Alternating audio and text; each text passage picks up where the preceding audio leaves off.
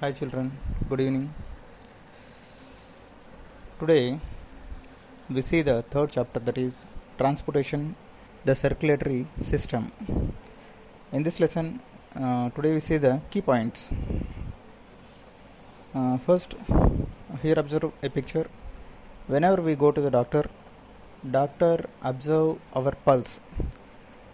He places his fingers on the wrist and he observes the pulse. This pulse indicates the heartbeat. For that, doctor observe the pulse. This is a simple matchstick stethoscope. By using this one, you can find the heartbeat per minute. And nowadays we are using doctors use stethoscopes. That stethoscope, it was first discovered by a scientist René Laennec. And here we are observing a graph, and here on the x-axis, here we are finding children name, and on the y-axis number of heartbeats per minute.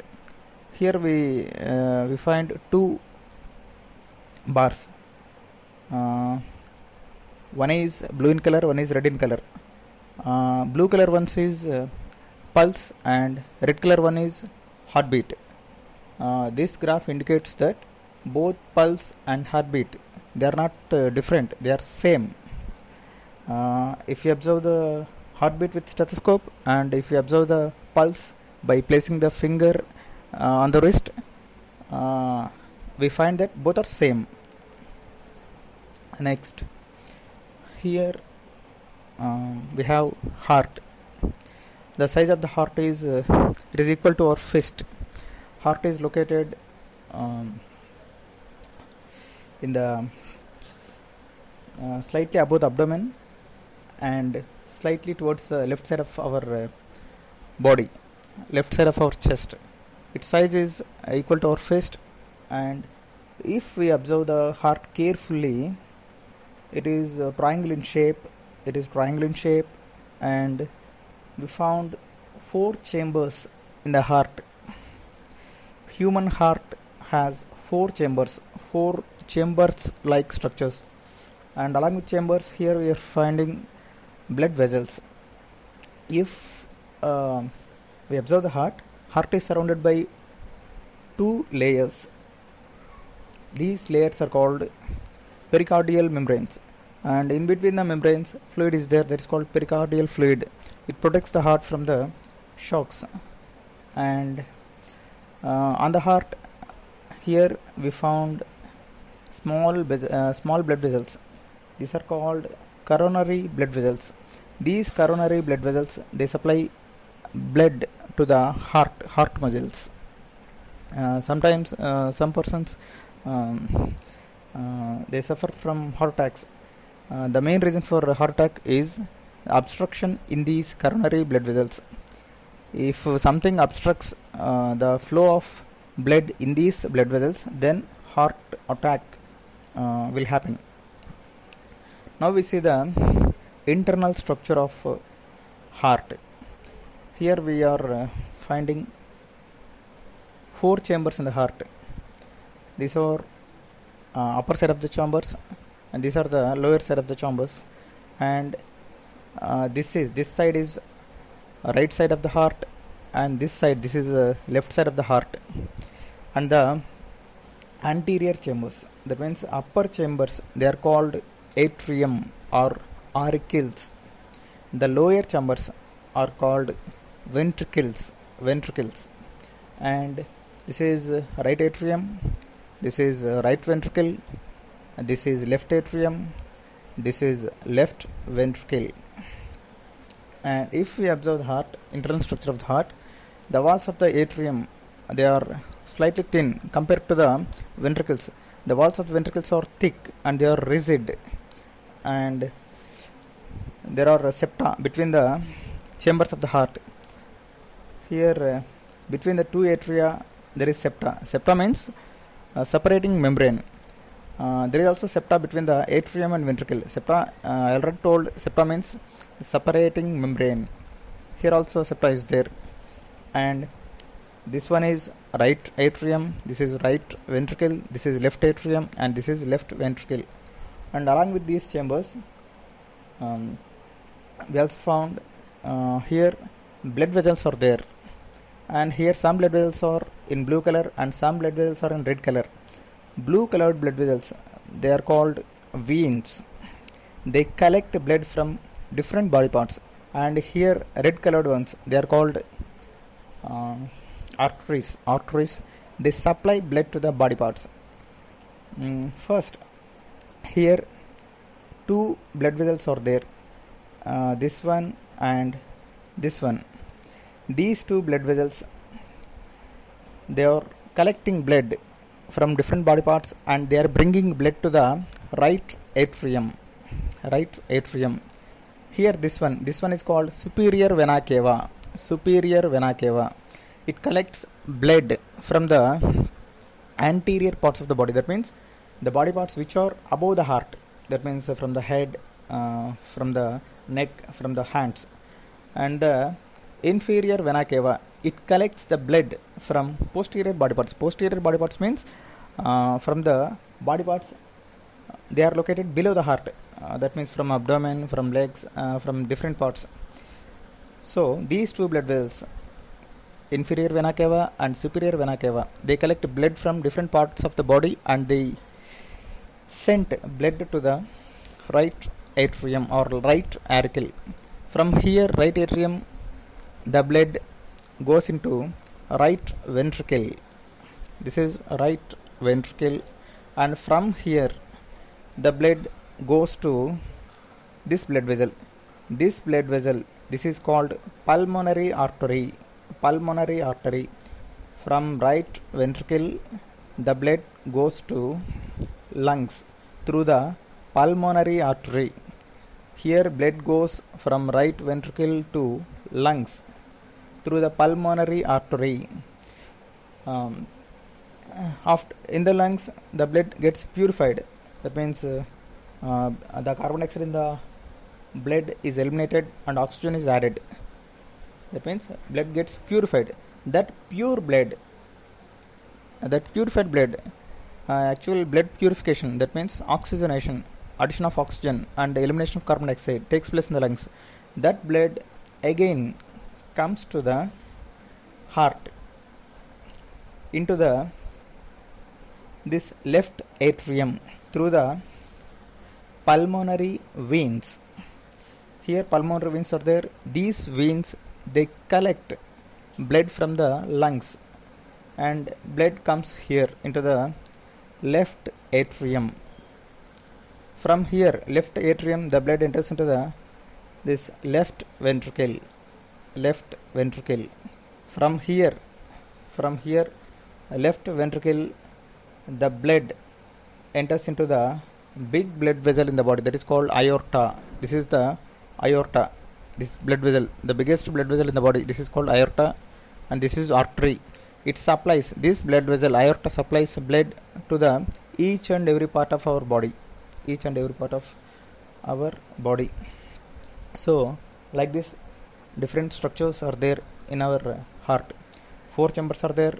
The upper 2 chambers are called atrium and the lower 2 chambers are called ventricles, and different blood vessels, superior vena cava, inferior vena cava, they collect blood from different parts of the body and they send blood to the right atrium. From right atrium, the blood enters into the right ventricle. From right ventricle, the blood goes to the lungs through the pulmonary artery. From lungs, the blood comes again to the heart, to the left atrium through the pulmonary veins, and from left atrium, the blood goes to left ventricle.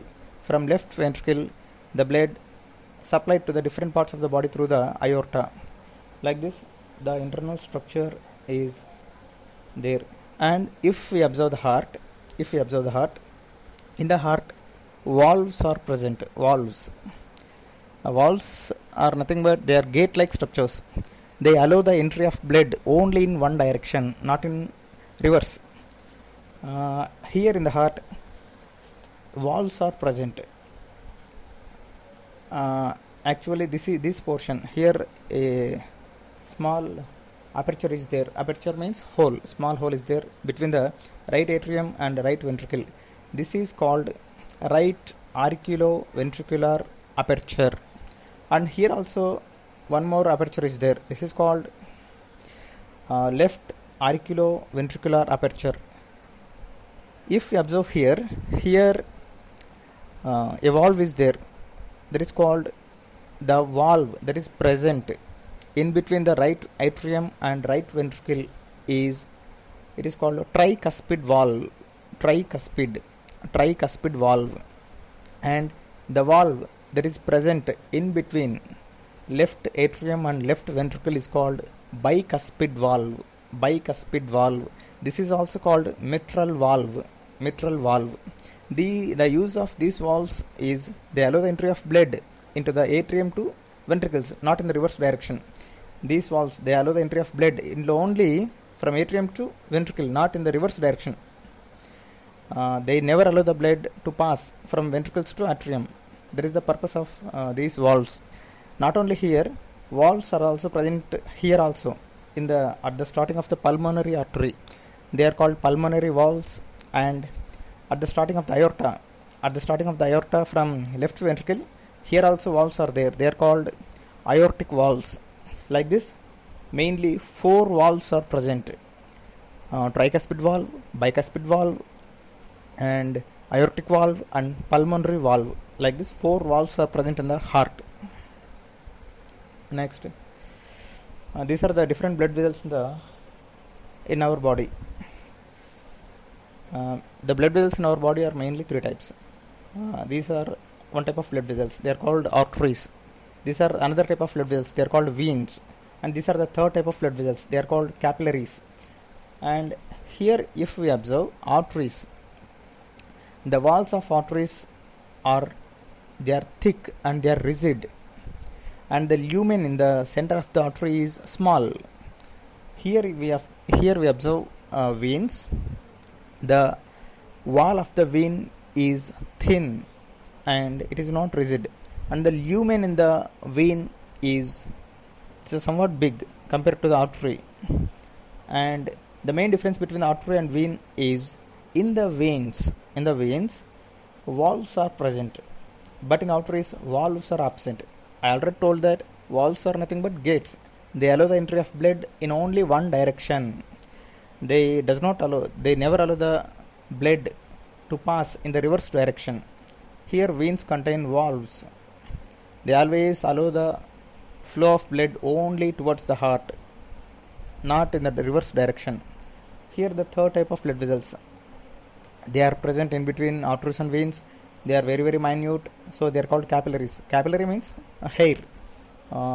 They are equal to the size of hair, so they are very, very thin and very, very minute. Now we observe the differences between the arteries and veins. First, if we observe the thickness of valve, arteries are thick and veins are thin.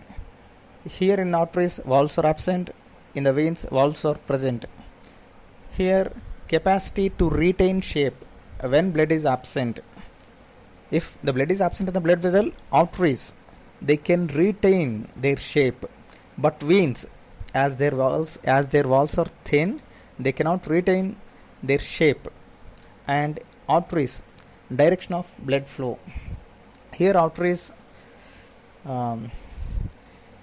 they transport the blood from heart to body parts, and veins, they collect blood from body parts and they send the blood to the heart. And here the pressure in the arteries are more, and the pressure in the veins is low. And type of blood transported, arteries always carry oxygenated blood, that means pure blood. Veins always carry deoxygenated blood, that means impure blood. Only one exemption is there. All arteries carries pure blood and all veins carry impure blood, except one artery and one vein, that is this one. All arteries carry pure blood except pulmonary artery. This pulmonary artery, it transport deoxygenated blood, and here pulmonary vein, this pulmonary vein, it transports oxygenated blood. Except these two, pulmonary artery and pulmonary vein, remaining all arteries carry oxygenated blood and all veins carry deoxygenated blood. These two are exceptions, pulmonary artery and pulmonary vein. These are the differences between the arteries and veins. And this is called cardiac cycle. Cardiac cycle means one contraction and one relaxation of atrium and ventricles is called cardiac cycle. That means one contraction and one relaxation of heart is called cardiac cycle. Here we have some diagrams. Here the first one, imaginary relaxation of atria and ventricles. Here the heart is in a relaxed position, and the blood from the veins, superior vena cava and inferior vena cava and pulmonary vein, the blood enters into the atrium. Next, second one, blood flows into the atria. Here blood is flowing into the atrium, right atrium and left atrium. The third one is contraction of atria and flow of blood into the ventricles. The first contraction of atrium takes place. In the heart, 4 chambers are there, but the first contraction starts in the atrium. When the atrium contracts, the blood in the atrium, the blood moves into the ventricles. And the next one is contraction of ventricles. When the ventricles contracts, the blood in the ventricles, it moves into the blood vessels from right auricle to pulmonary artery, from left ventricle, from right ventricle to pulmonary artery, and from left ventricle to aorta. Here, when the ventricle contraction takes place, the blood first it tries to goes back to the atrium. Whenever the ventricles contract, the blood tries to go back to the atrium. Then here valves are present. I already told, tricuspid valve and bicuspid valve. Those valves gets closed. When the valves gets closed, that means tricuspid valve and bicuspid valve, when they gets closed, a sound comes. That sound is lub. And here is another diagram. Now relaxation of atrium and ventricles takes place. When the atrium and ventricles relax, here already blood is there in the pulmonary artery and also in the aorta. That blood, the blood in the aorta and in the pulmonary artery, it tries to comes back into the ventricles. Then here valves are there, pulmonary valves and aortic valves, they gets closed. When these valves gets closed, then another sound arises. That sound is called dub. Like this, lub dub sound comes. And here one more thing, here always heart gets contracted and relaxed. Contraction and relaxation. This contraction and relaxation, it's called cardiac cycle, and the contractive phase of the heart is called systole, and the relaxation phase of the heart is called diastole. Systole means contractive phase of the heart. Diastole means relaxation phase of the heart. This is called cardiac cycle. Cardiac cycle means the contraction and relaxation of atrium and ventricles is cardiac cycle, or the contraction and relaxation of the heart is called cardiac cycle. Next, this one. This is, here we observe, this is called single circulation and this is called double circulation. Single circulation means if the blood, this is heart, if the blood flows only one time through the heart, that type of circulation is called single circulation. It is observed in fishes. Here what happens here is, here first From the body parts, blood is collected through the veins and blood is sent to the heart. And from the heart, blood is sent to the gills. And from gills, blood directly supplies to the body parts. That means here only blood pass through the heart only one time. This type of circulation is called single circulation. If the blood travels through the heart only one time, that is called single circulation.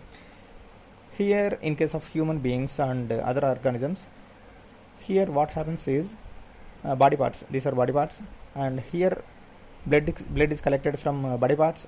It's sent to the heart, and from heart the blood is sent to the lungs. In lungs, purification takes place, and after purification, blood again comes to the heart. That means here blood travels through the heart two times. It is coming from the lungs to the heart, and from heart it is distributed to the body parts. Here what is going on is blood is traveling through the heart two times, one between body parts and heart, and another time between the body parts and lungs. So this type of circulation is called double circulation. If the blood travels through the heart two times, one between body parts and heart and another time between heart and lungs, this type of circulation is called double circulation. And this apparatus, this is called sphygmomanometer. By using this one, we measure blood pressure. It is also called BP, and normal blood pressure in human beings is 120 by 80 mm of Hg. Normal BP is 120 by 80. Here 120 and 80. 120 indicates systolic pressure and 80 indicates diastolic pressure. 120, it is systolic pressure, that means the pressure when the heart contracts, and 80 is called diastolic pressure, that means the pressure when the heart relaxes. That blood pressure 120 by 80, or that is called normal blood pressure. Blood pressure BP is measured by using this equipment. This is called sphygmomanometer, and by different measures, nowadays so many people are suffering from high BP. That's also called hypertension or high BP, high blood pressure. Normal BP is 120 by 80, but in some persons, due to so many reasons, due to consumption of alcohol, due to smoking, or due to obesity, or due to bad food habits, or etc., or aging, due to so many factors, the BP, if it is more than 120 by 80, it is called high BP or hypertension. Next, this is called coagulation of blood or clotting of blood. Sometimes if a wound is happened to us somewhere in our body parts, if cut is there, then we lost blood. After some time the blood gets clotted, or blood coagulation happen. How it happen? Now we see this one. First, when our body parts get cut, or when our skin is cut, then blood loss happen. Then in our blood, mainly three types of blood cells are there: white blood cells, red blood cells, and platelets. Whenever cut happen, then platelets release an enzyme that is called that enzyme is called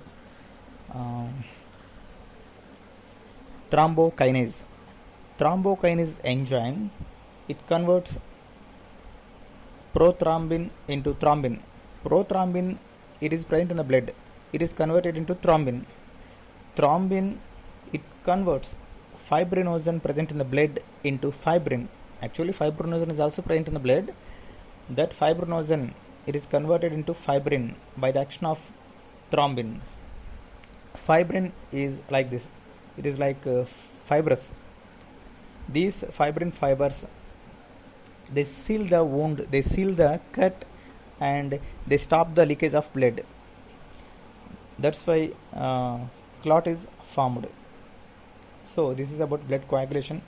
In some persons, if cut happen, blood continuously flow. That condition is called hemophilia. Hemophilia occur due to the deficiency of vitamin K. And next one, here a diagram is there. Here mainly circulation is of two types. One type of circulation, this one is called open type of circulation, open circulatory system, and this is called closed circulatory system. Open circulatory system means, actually open circulatory system, it is observed in insects. Insects means house fleas, mosquitoes and cockroaches, etc., etc., and all insects. And in the open circulatory system, blood flows freely in the body, not in the blood vessels. Here in the open circulatory system, no blood vessels are present. The blood freely pass in the body parts. That is called open circulatory system. It is found in insects, and here it is observed in human beings and so many organisms. Here blood always travel through the blood vessels like arteries, veins and blood capillaries. This type of circulation, if the blood pass through the blood vessels, not freely in the body, here blood travels only through the blood vessels like arteries, veins and capillaries. This type of circulation is called closed circulatory system.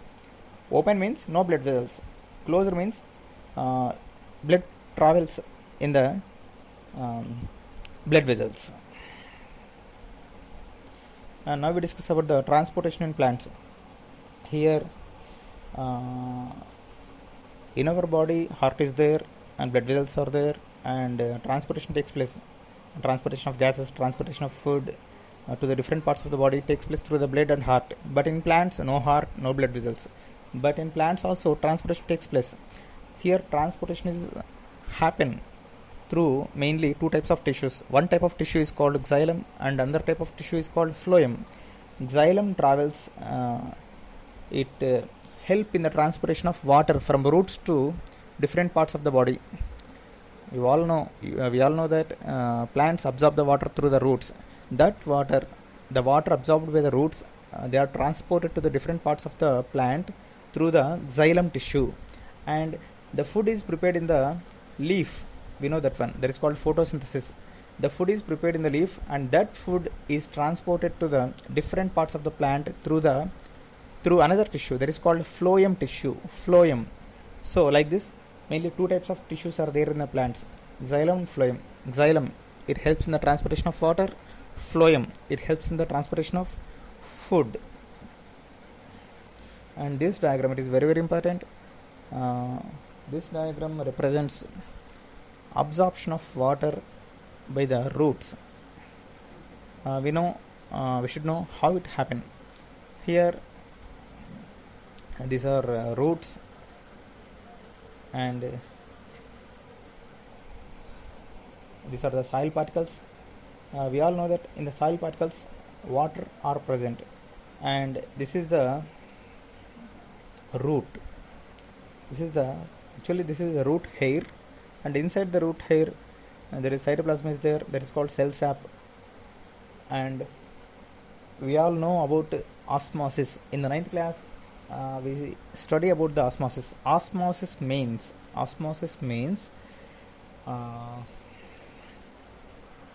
the definition of osmosis is movement of water molecules from low concentration to high concentration through a membrane is called osmosis. I will repeat once again. Movement of water molecules from low concentration to high concentration through a membrane is called osmosis. Here water is present in the soil particles, in between the soil particles, and cytoplasm is present in the root hair and in the cell sap. Here the concentration inside the root hair is more compared to the outside water. Here concentration is more inside, and outside water concentration is less. So here water moves into the root hair through osmosis. Osmosis means from low concentration to high concentration through a membrane. Here is membrane is there. Through the membrane water from low concentration to high concentration move like this through osmosis. When the water enters into this root hair, into this cell, its concentration gets decreased. From here now the water moves like this. Here this cell contains high concentration compared to this one. So water from this cell moves towards this direction, and from here to here, and from like this. And here xylem tissue is there. Like this, pushing happen like this. Here water from outside, they enter into the cells through osmosis, and pushing happen, and the water moves like this. This is called root pressure. This is called root pressure. Like this, absorption of water takes place at root level. This diagram is very very important, and this is asked as 4 marks question. And this one, this is the aim of this experiment is to prove root pressure. And first we take a potted plant and we cut the stem by leaving 1 centimeter of stem near the soil. And after cutting the stem, we take a glass tube and we fix the glass tube tightly to the stem, and by using rubber tubing we tightly we fix these two, stem and glass tube, and we pour some water into the glass tube. If we observe some time, the water level in the glass tube increases.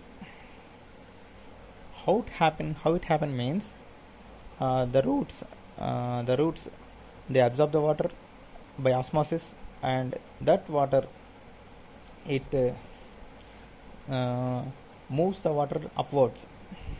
This is called root pressure. And this experiment, this is about transpiration means I already told, leaf contain small holes, they are called stomata. Plants they lose water through the stomata into the atmosphere. That is called transpiration. Loss of water from the plant into the atmosphere through the stomata is called transpiration. Here if we perform this experiment, we can observe that into this plastic bag small water bubbles are formed. That water bubbles, they come from the plant.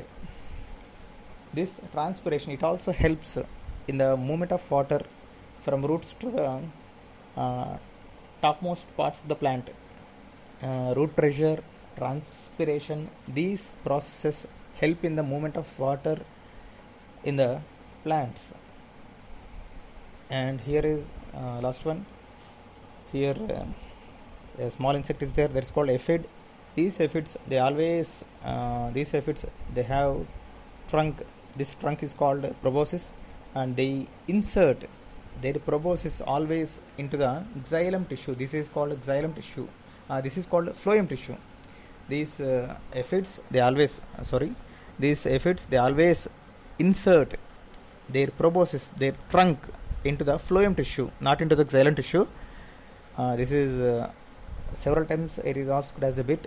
Aphids always insert their proboscis or their trunk into the phloem tissue to get food, because phloem tissue, this tissue helps in the transportation of food.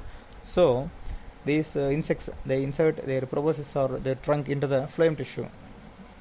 With this, the lesson is, the key points in the lesson are completed. And okay, good luck.